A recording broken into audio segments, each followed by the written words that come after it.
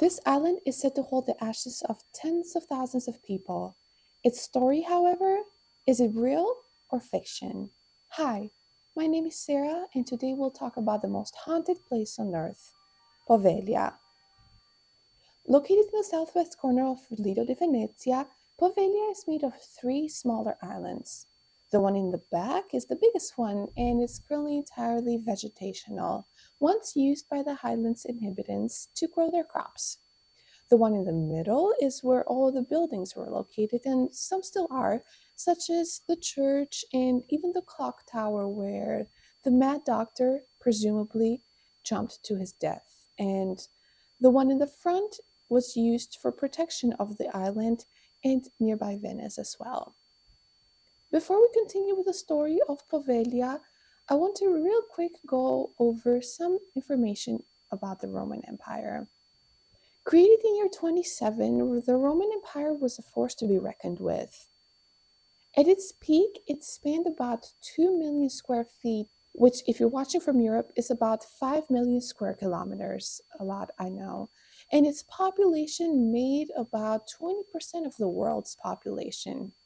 However, the power became too much, with deceit and corruption threatening the empire every day. So Diocletian in year 286 decided to split the empire. But the split didn't actually happen until 100 years later in year 395, when the Roman Empire was officially divided into the Eastern and Western Roman Empire.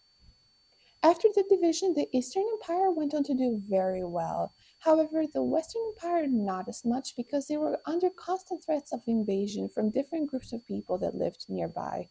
So in year 421, a group of men, women, and children got on a boat from Venice and they sailed into the nearby island of Poveglia so they can find a safe place to live.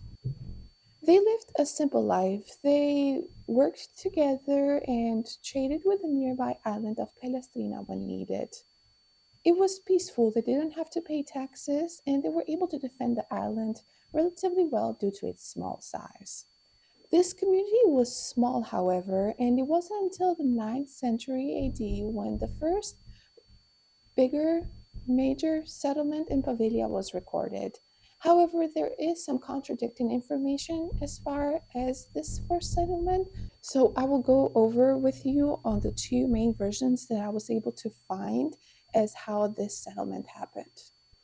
The first version goes as follows. In year 845, after helping Verona secure a war victory, the Veronese gave the ruler of Venice at the time, Doge Pietro Ciaronico, the war prisoners as a way to say thank you, and he placed those prisoners in the island of Poveglia. This seems a little unlikely for me, however, considering that there were already people there, but you never know. On the second version, the settlers arrived in the island around year 864.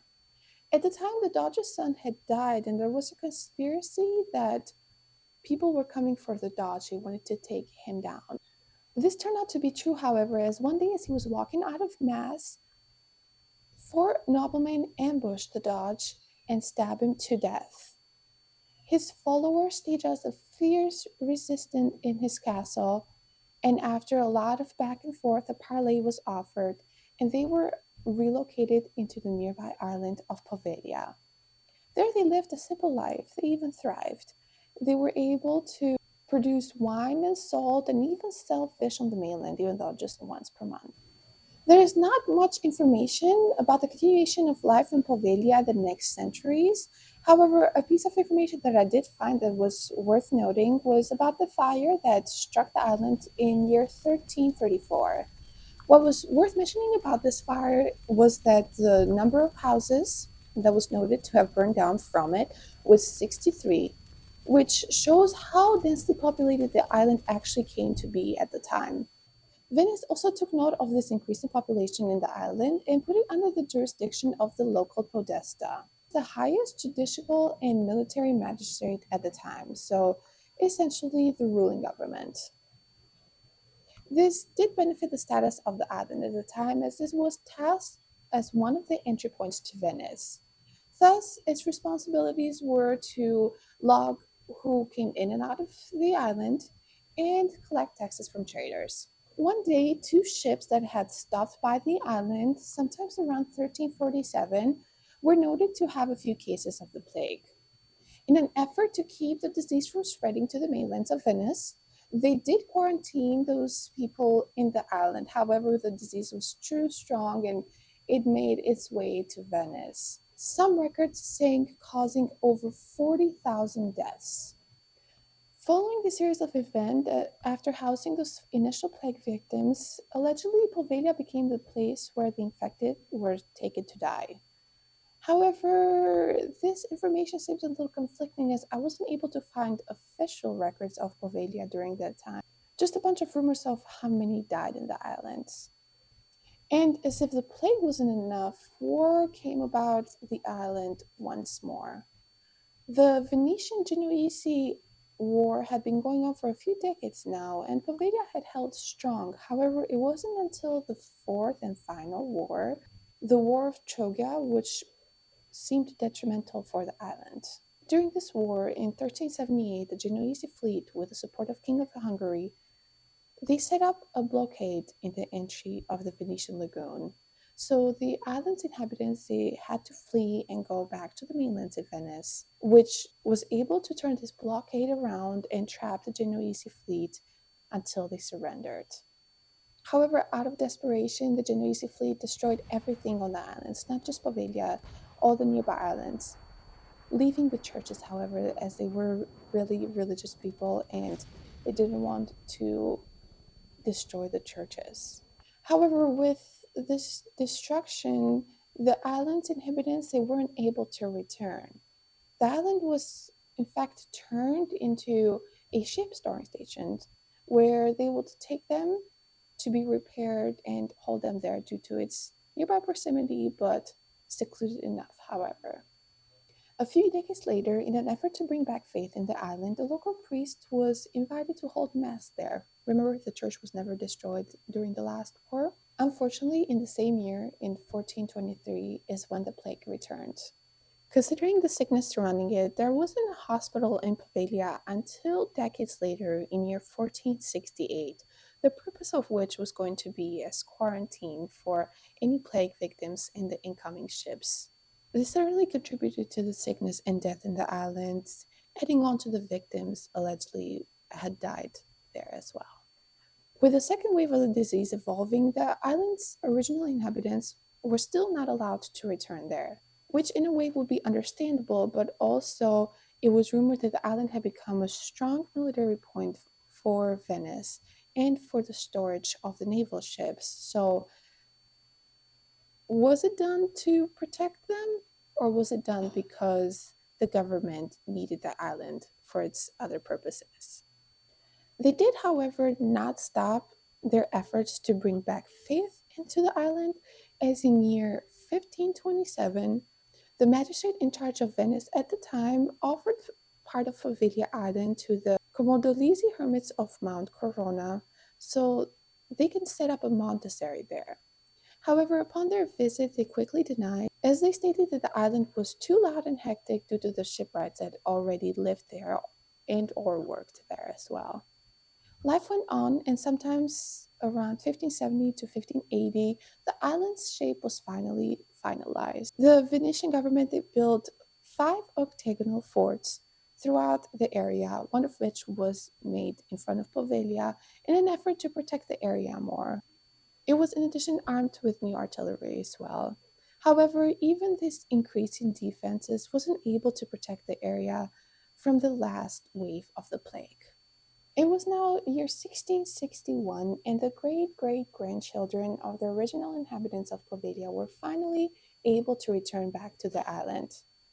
They had made a deal with the local magistrate, which would hold the ownership over the buildings that were there, such as the warehouse, a shipyard, and winery, which was recently built.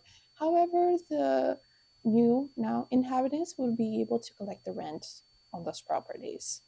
They were also allowed to start a vegetable garden in the area, which I thought was interesting as there is no records of them digging up bodies or, bones there, which kind of contradicts the rumors that there were thousands and thousands of victims in the area at the time.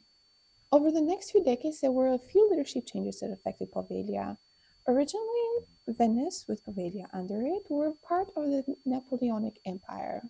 However, with this fall, they were now under the rule of the Austrian Empire, which had turned the island into a naval station. They lasted for a few decades, from around 1800, the end of 1800s to the beginning of the 1900s. Austria had not occupied the entirety of Italy, however, so those regions of Italy that were under its occupation had started to become frustrated and wanted to go back to a unified Italy. So they started a movement called Risorgimento, and after a few wars, they were successful in bringing back a united front. Poveglia remained as a hill station, but it did go under multiple restorations. The Church of San Vitale, the original church there, was turned into an administrative building, and a modern hospital for sailors was built there as well. Fast forward is now year 1920, and there was a lot of civil unrest throughout Italy, which did culminate with the rise in power of the one and only Benito Mussolini. Around this time, there was rumored that the mental hospital was built there as well. However, there are some contradicting information as far as this, as there were already two functioning mental asylums in the mainlands of Venice already. So it is debatable that there was built a third one in the island, unless this third one was going to be used for more malicious motives. In June of 1940, Italy enters World War II, so war strikes the area once more. But Poveglia remains in its role as a naval hospital and ship storing station. After the war, the hospital was converted into a nursing home and hospice, which definitely contributed to the death toll of the island once more. Weirdly enough, the hospital was shut down only a few years later in 1969, and after this happened, there were no more functioning buildings in Poveglia, which was now abandoned. This made it prime location for thieves, which used it to take anything that was left behind or store, some of their goods, and also it became an area of high interest for researchers as well, which now had a whole abandoned island they could use to help them with their research. A famous research that happened in Poveglia was conducted in year 1971 and 1972 by a team led by Marcini and Tomiolo, which were there to study their research on lifting the surfaces of endangered coastal areas to protect them against rising sea waters. I will link the research down below alongside a more recent version by Germanovich and Murdoch if you're interested in checking it out. It's pretty interesting stuff. In the 2000s is when the paranormal claims were becoming more widespread. However, we'll get those in a second. Let's fast forward to 2014 for a moment. That's when an auction was put forth for private citizens or organizations to buy a 99-year lease on Poveglia. The citizens were really against this. They started a movement called Poveglia per tutti, meaning Poveglia per all, which had its main efforts on bringing Poveglia back to the people. They were hoping to build a public park, a marina, an affordable restaurant, make it make it nice and accommodating for people to spend a nice day outside. Together, they did raise 440,000 euros to put this project to life. However, they were outbid by a local businessman called Luigi Bruniero with an offer of 513,000 euros for a plan to build a hospital to fight against eating disorders. The Public Property Agency did deem the offer too low from Luigi Bruniero. So Poveglia Pertutti, in an effort to stop him from putting forth a bigger offer, they removed themselves from the bid. It is worth noting, though, that he did end up becoming the mayor of Venice in 2015, though, so he wasn't really sad about losing that option. However, no change was made as far as the situation on the lease on Poveglia until February 2023, when its efforts to push the auction again were put in place. Still, though, as of January 2025, nothing has changed. The group is still fighting for the island while Poveglia remains in solitude, surrounded by mystery and loneliness.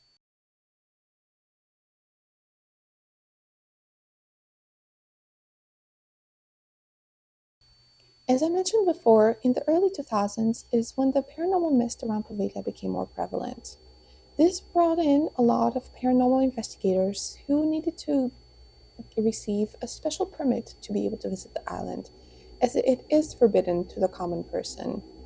Upon their visits and their videos, they do play on a lot of scary stories that surround Poveglia, and I wanted to share some with you. So far, you've heard the facts as for what I could find them. The following builds upon what you've heard so far, but they are really uncertain, so I will leave it up to you whether you want to believe them or not. We went over a few different ways that death had affected the island, but some say that its soil was made of 50% human ash. Bodies were either burned or left in plague pits, just the victims stacked upon one another, most of them dead but some alive, just left there to die. Can you imagine? Another story relates to the psych ward built in Poveglia in 1922. The legends say that one of the psychiatric doctors was so terrible on the patients he would even conduct lobotomies on them, some while they were still awake. His treatment of the patients were so bad, some saying they haunted him to madness, until he got to the point where he even jumped from the clock tower to his death with the ladder that he used still being there to this day. Speaking of the bell tower, if you're walking around at night in the island or sailing on a boat nearby, you can sometimes hear the bell, even though it was removed years ago. Thank you for joining me on this trip through history and mystery. I'll see you on the next one. Bye.